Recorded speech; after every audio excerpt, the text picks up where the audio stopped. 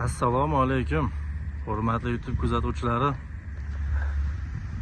Vodik svashchik ustalaridan yangi ish mana yakunlandi. Xudo xolasa konteyner profilidan xolodilnik qurdik.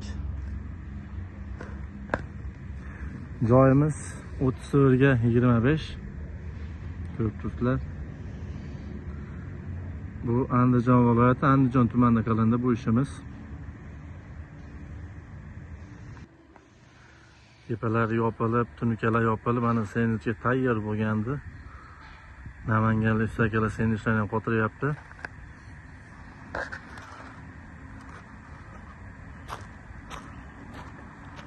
Bu yuk qabul qiladigan joyi mana navesi.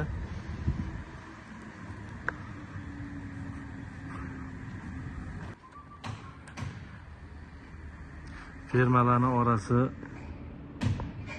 1,5 dan qo'yilgan. Ustusiz holatda.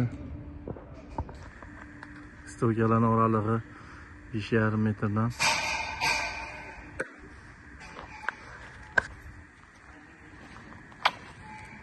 Kraskalangan holatda tayyor.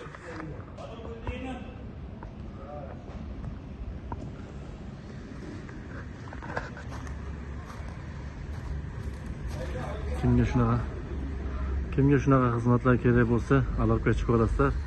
Xizmatimiz O'zbekiston bo'ylab.